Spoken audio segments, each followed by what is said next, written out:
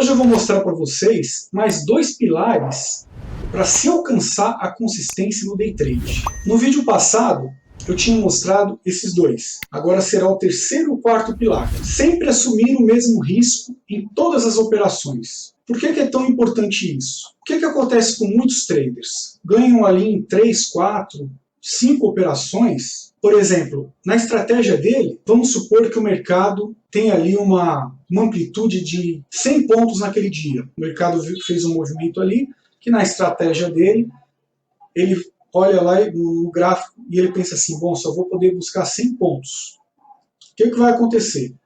De repente esse trader, ele vai lá e ele tem o gain nessa estratégia. Ótimo. Depois aparece uma nova oportunidade ali no gráfico, ele vai lá, entra novamente, vamos supor que a estratégia dele, naquele movimento do mercado, seja qual for a estratégia que ele esteja utilizando, tem ali um tamanho de 150 pontos. Vai lá e dá gain. Vamos supor que ele esteja operando ali com 2 contratos apenas. Terceira operação, tem novamente um gain.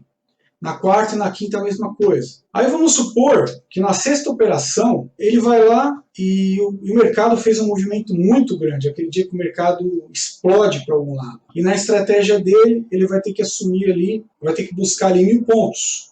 Tá? O stop dele também fica em 1000 pontos. E se ele entrar com esses mesmos 2 contratos e 10 stop, todos esses outros pregões que ele operou com os mesmos 2 contratos, provavelmente não vão cobrir esse único stop que ele teve de 1000 pontos. Por quê? Porque ele acabou não assumindo o mesmo risco em todas as operações. Numa situação dessa, ou ele não opera, porque a amplitude ali do movimento é muito grande, ou ele arrisca operar com um contrato. Mas numa situação dessa, é melhor ficar de fora.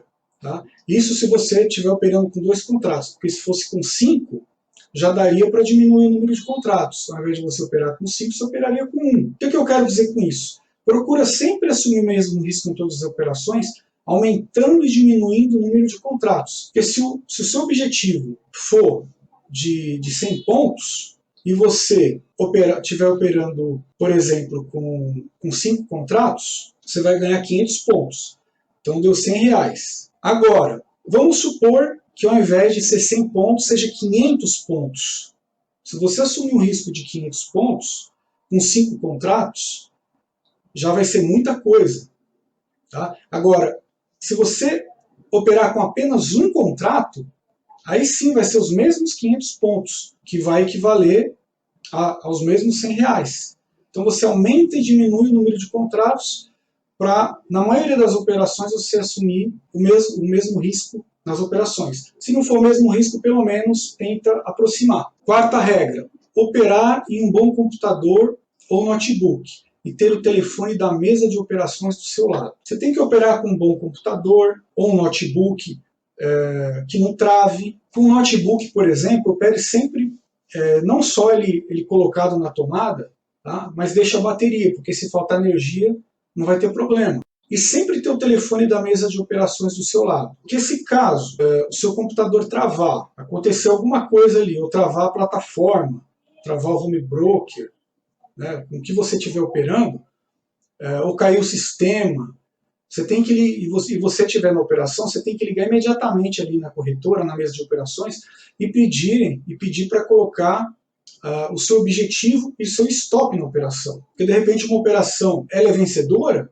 pelo fato de ter acontecido alguma coisa ali no seu computador ou na plataforma, seja o que for, ela pode vir contra você. E isso é muito mais comum do que se imagina. Tá? Então essa é outra regra muito importante que a maioria dos traders negligenciam. Então fica aí mais uma lição hoje para vocês.